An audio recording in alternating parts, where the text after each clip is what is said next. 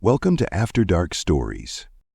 Here we tell thrilling stories bound to make you come back for more. We upload new stories daily. Some are complete while others will be uploaded in episodes. But don't worry, all the multi-episode stories have their own playlist just for your convenience.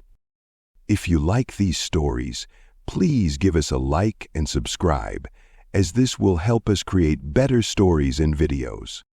Now sit back, relax, and let's explore the unknown. Beneath the Shadow of Totalitarianism. Chapter 1. The Morning After the Storm. October 1, 1938 dawned with a heavy sky over Munich.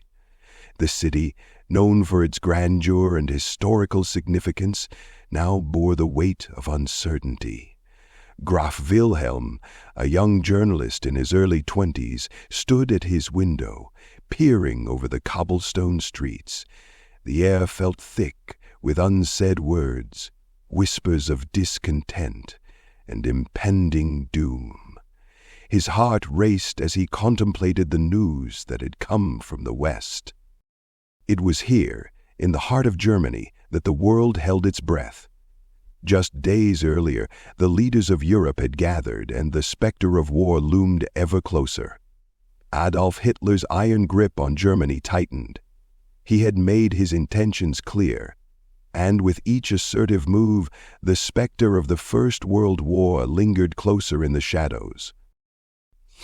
As Wilhelm prepared for the day ahead, his thoughts turned to his father, a decorated officer from the Great War. Felix Graf, a man of principle, had taught Wilhelm to value honor above all else. But the old virtues felt fragile in a world spiraling toward chaos. Chapter 2. A City in Convulsion. Munich was throbbing with fear and tension.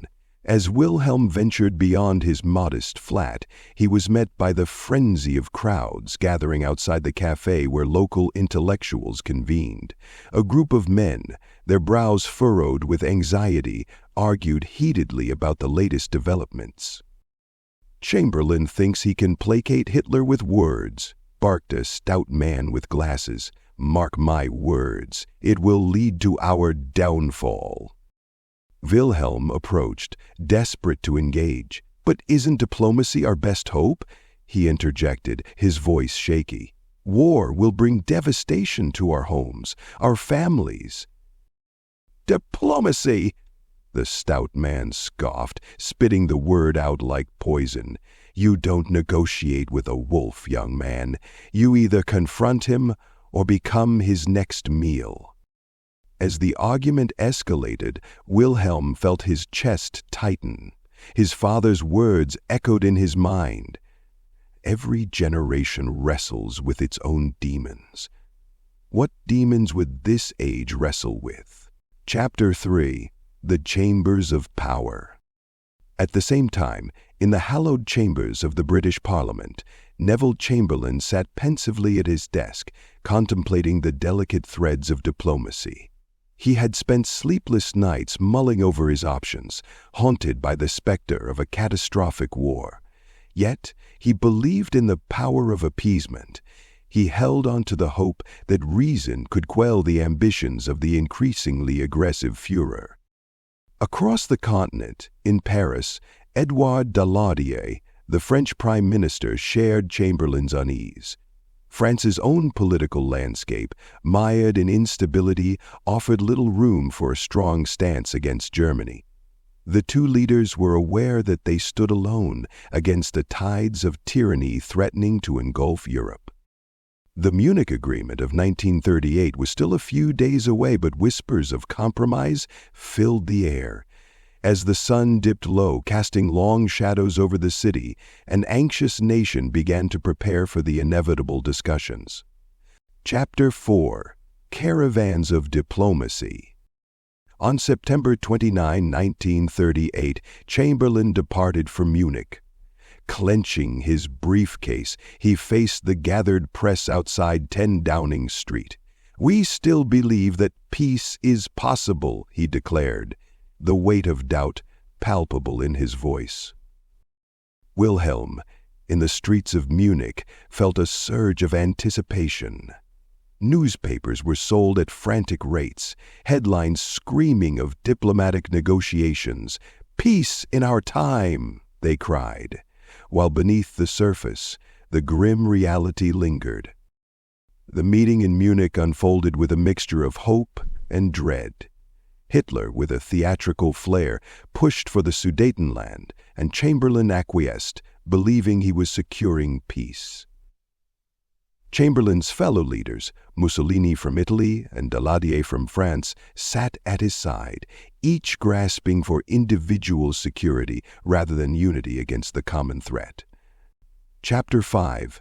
The Betrayal. As the ink dried on the Munich Agreement, the British and French delegations heralded the pact as a monumental success, a victory for diplomacy. Yet for many, including Wilhelm, the agreement felt like a betrayal. The following days were filled with disillusionment. Rumors circulated about the reality behind the so-called peace achieved. Whispers of political bargaining at the expense of Czechoslovakia's sovereignty. The country had been deemed expendable in the quest for stability. In the cafes of Munich, despair settled over the discussions. "We sacrificed a nation," lamented an intellectual Wilhelm admired. "How can we call ourselves civilized when we abandon our allies?" Chapter 6. The Rise of Totalitarianism. As Hitler solidified his power, confidence surged through his ranks. Armed with the territories acquired through his belligerent pursuits, he unveiled oppressive measures against dissent. Political rallies turned into grotesque displays of militarism, showcasing the might of the Reich. Anti-Semitist laws escalated, targeting Jews, communists, and any perceived enemies of the state. Wilhelm found himself increasingly restless, his pen bearing witness to the transformation of his homeland into a police state. His father's principles began to fray, and memories of their discussions on honor now felt like fragments of a distant past. With each passing day, the shadows lengthened, and totalitarianism settled deeper into the heart of Germany. Chapter 7. The Young Witness. Wilhelm became a reluctant participant in the European unfolding. Young and idealistic, he befriended others who were equally disheartened. Anna, the poetry-loving daughter of a neglected educator, and Lukas, a spirited German-Polish student who longed for a more just society. Together, they formed a pact to document the truths hidden beneath the propaganda, an act of rebellion against the suffocating regime. During clandestine meetings, they scribbled down accounts of the oppression surrounding them, hoping to reveal the true cost of appeasement and betrayal. "Remember," Lucas urged one evening, "the truth is a weapon in a time of lies. We must stand for those who cannot." Chapter 8. The Stirring of the People. As autumn faded and winter approached, murmurs of resistance began to surface. Among the populace, dissatisfaction simmered like a pot on the verge of boiling over. The Nazi regime, once seen as a beacon of strength, faltered under the weight of its own tyranny. Wilhelm's heart raced as the three friends planned an underground gathering, a meeting of minds and hearts committed to reclaiming the narrative. The banners draped in dark shadows, symbols of loyalty twisted into tools of oppression, reminded them that courage could emerge from the ashes of despair. Chapter 9. A Final Stand. Tensions reached a breaking point as Chamberlain returned to London, greeted by adulation. Yet, as the world celebrated, Wilhelm found himself grappling with the ramifications. With each triumph of Hitler, the voices of opposition grew quieter, and the divide between the people became ever clearer.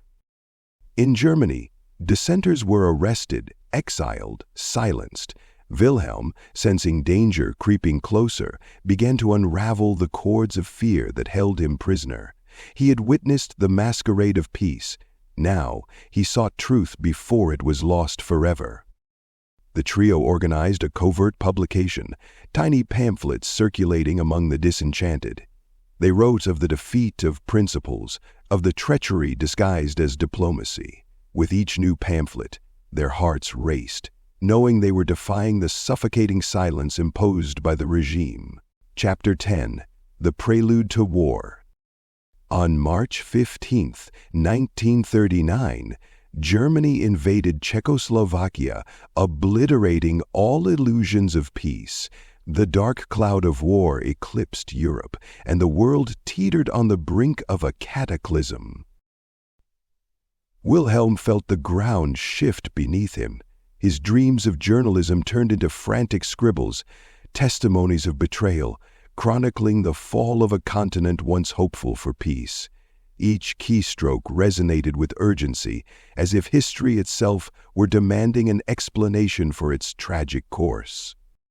Anna, ever the optimist, reminded them, "There will always be hope. Those who dare to speak will light a flame others can follow." Their prints became symbols of the resistance, small but potent. Wilhelm found clarity in his role. He would not remain a bystander while darkness swept the nation. Chapter 11. The Risk of Truth. Despite the growing danger surrounding them, the trio remained defiant. They encountered risk at every turn. Whispers of betrayal lurked within rooms where partitions of loyalty crumbled. Wilhelm's heart raced as he witnessed friends turned into adversaries, exhausted from the relentless wakefulness of fear. But he also saw ordinary citizens begin to awaken, questioning what lay before them, challenging their complacency. "History will remember us," he said one night, his voice resolute. "The world cannot stay silent," Lucas affirmed. "We must pave the way." Together, they cultivated bonds with other resistance groups, realizing the importance of unity amidst a beleaguered populace. Chapter 12. The Last Dawn of Munich. Spring dawned upon the city once known for its cultural vibrancy, now draped in the heavy cloak of impending doom. Wilhelm felt his energy surging anew as plans were laid out for broader dissemination of their materials. With Anna and Lucas at his side, his heart surged with the fire of youth and the courage of conviction.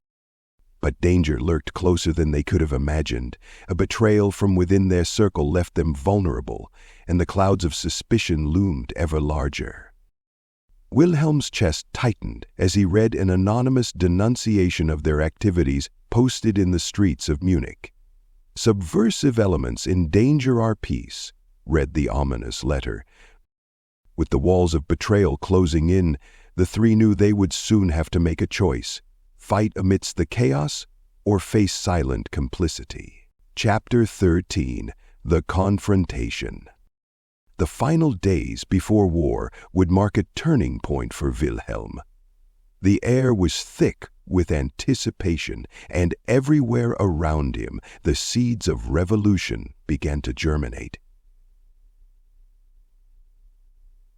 The Munich Agreement had not halted the march of totalitarianism. It had merely set the stage for its escalations. "Courage must come from conviction," Wilhelm insisted, as they prepared for their final act of rebellion. They would unveil their hidden truths to the masses. Anna and Lucas stood firm with him as they mirrored the beliefs of those who felt powerless. "Their power grows by our silence," Lucas urged, determination in his eyes. "Stand up for what is just." Chapter 14. Under the Shadow of War. As the news spread of Hitler's final invasion of Poland, back channels buzzed with urgent warnings. The Munich Agreement had not appeased Hitler, it had empowered him. The world held its breath once more as war threatened to erupt. Wilhelm knew he would not allow fear to extinguish the hope that had ignited within him. Days turned to nights, filled with scrutiny, plotting, and dreams of resistance. As the sun set on another tumultuous day, he gathered one last group of determined souls. The light of their resolve, combined with the darkness of the world around them, created a tension like a drawn bowstring. "Let us not forget," Wilhelm spoke passionately, "this agreement was a lie that has cost lives. We must stand as witnesses to the truth." Their voices filled the air. Not loud, but steady, unwavering.